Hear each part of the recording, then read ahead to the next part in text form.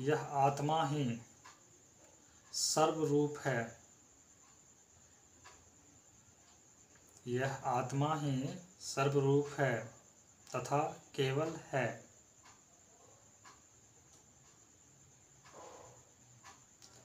जिसमें भेद और अभेद विद्वान नहीं है। इसे मैं है अथवा नहीं है किस प्रकार कहूँ। मुझे यह आश्चर्य रूप प्रतीत होता है।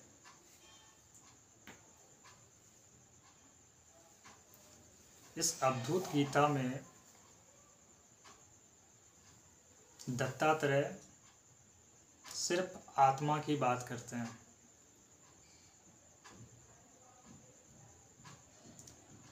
उस आत्मा को अनेक प्रकार से समझाने का कोशिश कर रहे हैं। यह आत्मा ही सर्वरूप है। वो क्या कह रहे हैं? यह आत्मा ही सर्वरूप है तथा केवल है। इसमें भेद और अभेद विद्वान नहीं है। मनुष्यों ने अपने ढंग से आत्मा के विषय में बहुत से सारी बातें कहा है। आत्मा को लेकर के बहुत से सारी मान्यताएं, धारणाएं, विश्वास, बहुत कुछ। लेकिन जब दत्तात्रेय को आप सुनेंगे या पढ़ेंगे,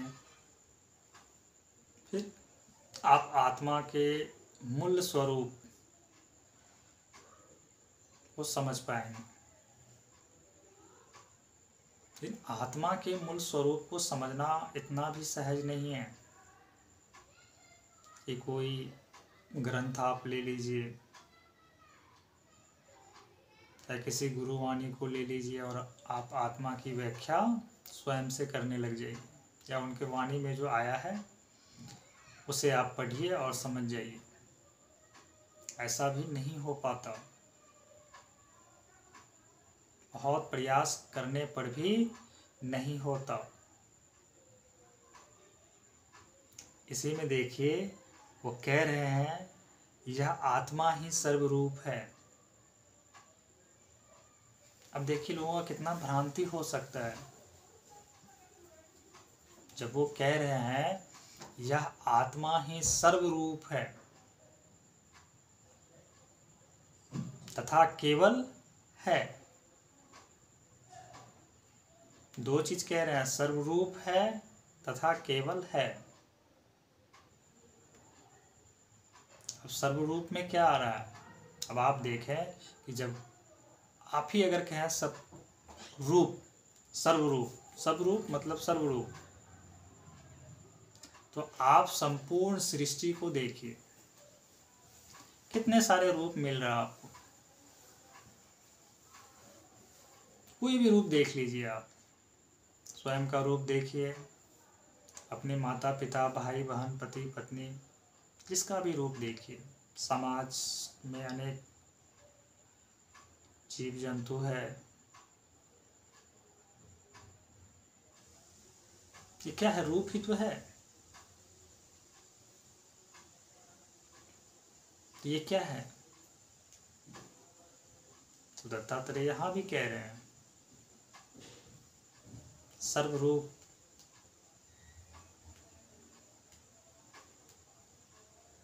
मतलब एक तरह से आप देखें तो संपूर्ण सृष्टि को वो क्या कह रहे हैं? आत्मा। यहां देखिए कंफ्यूजन होगा। इस श्लोक को अगर आप देखेंगे तो स्वाभाविक है विरोधाभास उत्पन्न होगा, क्योंकि बहुत ऐसी जगह कह दिया जाता आत्मा को देखा नहीं जा सकता, आत्मा को समझा नहीं जा सकता। लेकिन इस श्लोक को देखने के बाद क्या पता चलता? आत्मा ही सर्वरूप है। फिर तो हम जो भी चीज देख रहे हैं आत्मा को ही देख रहे हैं। तो ये वाणी सरलता से किसी के भीतर में नहीं उतर सकता। क्यों नहीं उतर सकता? क्योंकि सामान्य मनुष्य जो अहम भाव में है, देह भाव में है, वह अपने स्वरूप को कुछ और जानता है। सामने जो भी है उसे कुछ और जानता है। अपने आसपास पड़ोस संबंधी उसे कुछ और जानता है। अपने भीतर राग, द्वेष, क्रोध, लोभ, मोह इन सब को देखता है। अपने भीतर बहुत सारे गंदगी को देखता है। कैसे स्वीकार करें? समाज की ऐसी स्थिति है, परिस्थिति है, समाज में इतना विचार का गिर जाना है, इतना आक्रांता है, व्यभिचार फैला हुआ है।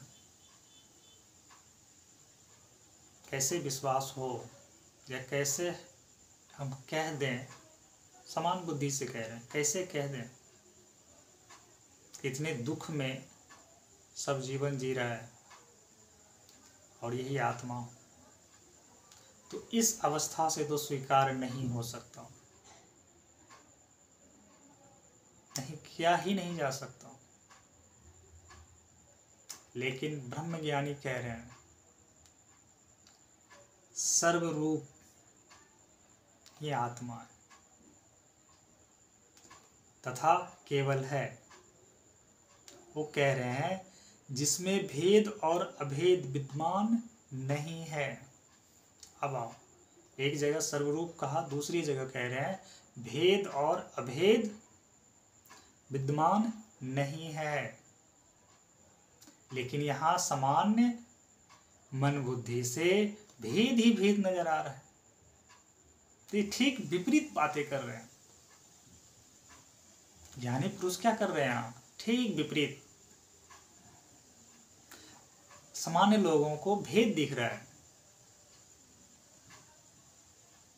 कोई ऊंची अवस्था में जी रहा है, कोई नीचे अवस्था में जी रहा है, कोई अमीर है, कोई गरीब है, कोई दुख में है, कोई बहुत सुख में है। किसी को कुछ भी नहीं है, किसी को इतना है कि वो लुटा भी दे फिर भी रहेगा।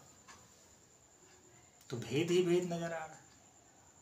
लेकिन दत्तात्रेय तो यहाँ कह रहे हैं उसमें भेद और अभेद विद्यमान नहीं है। अब आप स्वयं देखें, स्वयं से विचार कीजिए। या तो आपकी दृष्टि सही नहीं है या तो इस ब्रह्मज्ञानी की दृष्टि सही नहीं है, क्योंकि दोनों का दृष्टि ठीक एक दूसरे के विपरीत है। वो जो देख रहे हैं, वो जो व्याख्या कर रहे हैं इस जगत की, इस ब्रह्म की, उसकी ठीक विपरीत समान मन बुद्धि देखता है, उसकी दृष्टि है। तो ये बिल्कुल स्वीकार नहीं होता। फिर आगे क्या कह रहे हैं? इसे मैं है अथवा नहीं है किस प्रकार कहूं? अब देखिए, यहाँ प्रश्न आता है ना साधकों का, क्या आत्मा है, ईश्वर है? तो यहाँ दत्तात्रेय कहते हैं इसे मैं है अथवा नहीं है किस प्रकार कहूं? स्वाभाविक है। जरा आप सोचिए कि हम आप कुछ देख लें, कुछ भी देख लें, हमारी दृष्टि में तो बहुत कुछ आता है हम आप सभी के। तो हम आप कहते हैं हाँ यह है, अपने अहम पे जोर दे करके कहते हैं कि मैंने जाना हूं, मैं तुम्हें जानता हूं। क्या तुम मुझे जानते हो? तुम मुझे नहीं पहचानते हो। कैसी कैसी बातें करते हैं सामान्य लोग। तो जो अज्ञान दशा है, उस अज्ञान दशा में ऐसी बातें आती है।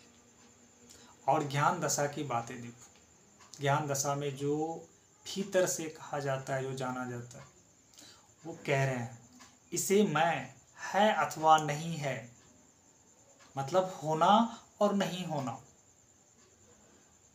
किस प्रकार कहूं, क्यों? यदि मैं कहूं कि यह है तो आप प्रमाण मांगोगे, आप कहोगे कि आप तो देखते हो, आप जानते हो, पर मैं नहीं जान पाता, मुझे भी दिखाओ।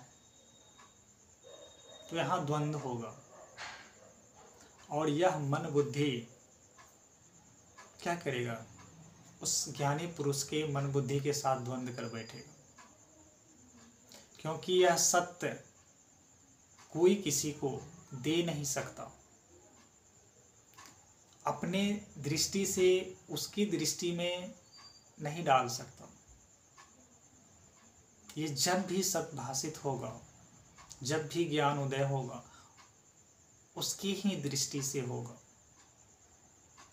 इसीलिए द्वंद्व खत्म करने के लिए, द्वंद्व ही न रहे, वो कह रहे हैं साथ में द्वंद्व भी न रहे, साथ में खुद के अनुभव में यही आता है।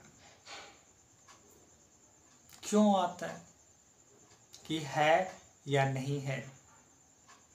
क्योंकि जब अपने मूल स्वरूप में, आत्म स्वरूप में कोई मनुष्य या पुरुष पहुंचता है, तो ये तर्क करने की जो शक्ति है हमारे पास, बुद्धि और अहम, जहाँ असत्यमय का भान होता है, ये नहीं रहता। अपने मूल स्वरूप में ये रहता ही नहीं। तो जब मूल स्वरूप में भेद नहीं रहता, यानी भेद करने वाला मन बुद्धि अहम नहीं रहता, तो क्या कहने के लिए शेष रहेगा? आप गहरी नींद की अवस्था में जाते हैं, क्या कह पाएंगे? क्या जानते हैं? क्या समझते हैं? कुछ भी नहीं जानते। लेकिन आप होते हैं, जब आप पुनः मन बुद्धि के साथ होते हैं, जागरण में होते हैं, तो आप ही कहते हैं कि मैंने स्वप्न देखा है, बहुत गहरी नींद आई। तो ये किसने जाना कि बहुत गहरी नींद आई? वह कुछ ना होने की अवस्था को किसने जाना? जिसने जाना वही आपका मूल स्वरूप है। वह उसे भी जाना जो नहीं है। कुछ न होने की अवस्था को भी जो जान लिया, वही आपका अपना स्वरूप है। उसे ही आत्म कहा गया। आत्म नाम से, ब्रह्म नाम से, ईश्वर नाम से, परमात्मा नाम से, अनेकों नाम से जाना गया। तो जब वही रहे तो दो तो है नहीं। जब दो नहीं है तो आप कैसे कहोगे है या नहीं है? उसे ही दत्तात्रेय यहाँ कहते हैं, इसे मैं है अथवा नहीं है, किस प्रकार कहूँ? मतलब वो अपने मूल स्वरूप में स्थित होकर के कह रहे हैं वो है अथवा नहीं है, मैं किस प्रकार कहूँ? क्यों? क्योंकि कहने में बनता नहीं है। अभी मैं आप सभी से ज्ञान चर्चा कर रहा हूँ, तो ये मन बुद्धि है, इस मन बुद्धि को भी मैं देख रहा हूँ। ये अमित नाम का स्वरूप जो है, मैं इसे भी देख रहा हूँ। आप सभी को ये लगेगा कि कैसी अजीब बातें कर रहे हैं। कोई भला अपने उस रूप को देख पाता है? जी हाँ, देख पाता है। जब कोई अपने स्वरूप में जाएगा तो वह उसे देखने लग जाता है। सेपरेशन इसे ही कहा जाता है। तो आप अपने जैसे देह को देख रहे हो, वैसे ही मन को देखोगे, बुद्धि को देखोगे, और अपने सबसे सूक्ष्म रूप, असत्य रूप, मैं, अहंकार को देखोगे। और ये सेपरेशन एक समय ऐसा होगा 100% होगा। या सेपरेशन होने में समय लगता है उनकी अवस्था के हिसाब से, चित्त के हिसाब से, उनकी साधना के हिसाब से, हर किसी का एक समय है। तो ब्रह्मज्ञानी जब भी कह रहे होते हैं ना, वो अपने मूल स्वरूप में स्थित होकर के ज्ञान देते हैं। कभी कभी साधक के अनुसार से उसे नीचे की अवस्था में आना होता है। तो ब्रह्मज्ञानी का अधिक ज्ञान देखे, कभी अगर वो नीचे आके कह रहे हैं तो समझना कि सामने वाले की दृष्टि ऐसी थी, उस दृष्टि पे उसके लिए ऐसी बातें करा गया। अन्यथा आत्मज्ञानी हमेशा आपको सत्य की ही बातें करते हैं, उस ब्रह्म की, आत्मा की बातें करते हैं। वो नीचे बहुत कम ही आते हैं। तो उसी में दत्तात्रेय कह रहे हैं, इसे मैं है अथवा नहीं है किस प्रकार कहूं, मुझे यह आश्चर्य रूप प्रतीत होता है। क्या कह रहे हैं? मुझे यह आश्चर्य रूप प्रतीत होता है। स्वाभाविक है, जिसे आप सभी जिस रूप में देखते हैं और आपको आश्चर्य भी नहीं होता जगत को देख करके, आपको आश्चर्य होता है कोई जादू दिखा दे, कोई थोड़ा बहुत विज्ञान का कुछ दिखा दे, तो आप उसे आश्चर्य समझते हो। और ज्ञानी पुरुष आश्चर्य किसी और चीज को कह रहा है। वो कह रहा है कि मैं इसे है अथवा नहीं है, मैं अर्थ हुआ कि मैं वर्णन कैसे करूं, यदि मैं वर्णन करूं तो मुझे आश्चर्य होता है। उसका आश्चर्य और सामान्य ज्ञानी का आश्चर्य में भेद है, नहीं बन पाता। सामान्य लोग जिसे आश्चर्य कह रहा है तो उसके ही बनाए हुए चीजों का है, या जिसे वो नहीं समझ पाता, जैसे विज्ञान का या प्रकृति के बहुत सारे ऐसे नियम हैं, गुण धर्म है, जिसे हमारा मस्तिष्क आज तक समझ नहीं पाया। अगर ऐसी घटना भविष्य में या वर्तमान में हो रहा हो, उसे देख करके हमारा मस्तिष्क आश्चर्यचकित होता है। लेकिन जैसे ही हमारा मस्तिष्क इसे देखते चला जाता है या समझने लगता है, इसके मैकेनिज्म को समझ लेता है, इसके पीछे के रहस्य को समझ लेता है, तो इसके लिए आश्चर्य नहीं रहता। लेकिन आत्मज्ञानी का आश्चर्य दो आश्चर्य होता है। एक आश्चर्य कि आप सभी जिस दृष्टि से देख रहे हो, वह यह आश्चर्य करता है कि ये भी क्यों नहीं देख पा रहे, क्योंकि सत्य इतना सामने है, छिपा हुआ नहीं। आप जिसे देख रहे हो वह छिपा हुआ है, मतलब आपकी इच्छा छिपा हुआ है, लेकिन सत्य नहीं छिपा हुआ है, सत्य बिल्कुल साफ। तो इसको लेकर के वह आश्चर्य में भी होते हैं, समझाने के लिए भी कहना पड़ता है।